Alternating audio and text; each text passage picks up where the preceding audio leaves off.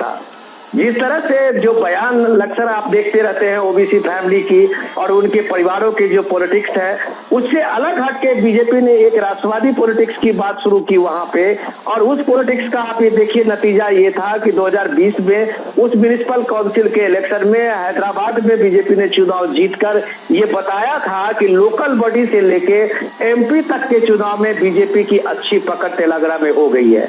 और ये जब आप इस रोड शो में इस तरह की भीड़ देखते हैं तो आज आप कह सकते हैं कि वहां किसी भी धर्म के और पोलराइजेशन की बात तो अलग, यहाँ सीधे सीधे बात यह है कि बीजेपी खास करके पीएम मोदी है, तो दोनों दल जो है एक तरह से हैंड ओवर दे रहे हैं।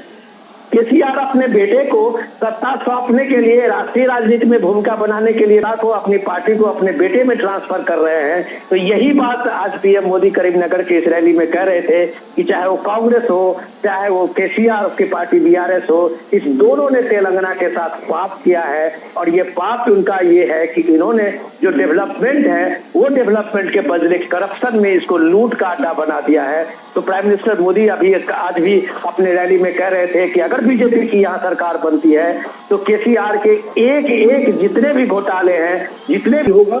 जब 2024 में जब केंद्र में तीसरी बार मोदी सरकार बनेगी और उसके पहले अगर तेलंगाना में बीजेपी की सरकार बनती है तो डबल इंजन की सरकार जो है, तेलंगाना जो भ्रष्टाचार के दलदल में फंस गया है, विकास की पटरी से उतर गया है, उसको पटरी पर लाने का काम करेगा।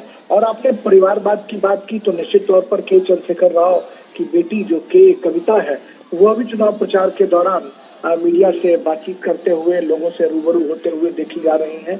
और कहीं ना कहीं बेटे बेटियों को हम कह सकते हैं कि सियासत में एक जगह दिलाना जो है वो केसीआर के लिए खुला सड़कों पर देख सकते हैं। दोनों तरफ फूलों की बौछार जो है की जा रही है, फूल बरसाए जा रहे हैं और प्रधानमंत्री नरेंद्र मोदी का जोरदार अभिनंदन और स्वागत किया जा रहा है। डॉक्टर के लक्ष्मण ओबीसी समाज से आते हैं, भारतीय जनता पार्टी ओबीसी मोर्चा के वो राष्ट्रीय अध्यक्ष हैं और बीजेपी पार्लियामेंट्री बोर्ड जो बीजेपी की सबसे बड़ी मीटिंग बॉडी हम कर सकते हैं, जो नीति नियामक बॉडी है, उसके वो मेंबर भी हैं और राज्यसभा के सदस्य हैं। ओबीसी समाज भी मजबूत हो चुके। तो इस तरह से भारतीय जनता पार्टी का जो विद्यार्थी पार्क जो उनका कमल कर्नाटका में खिला था, बेंगलोर में खिला था, उसके बाद पार्टी के पास सबसे बड़ी चुनौती थी कि दक्षिण के अन्य राज्यों में कैसे पैर पसारा जाए। उस कड़ी में कहीं न कहीं तेलंगाना में बड़ी कामयाबी भारतीय जनता पार्टी को लोकसभा चुनाव में मिली थी।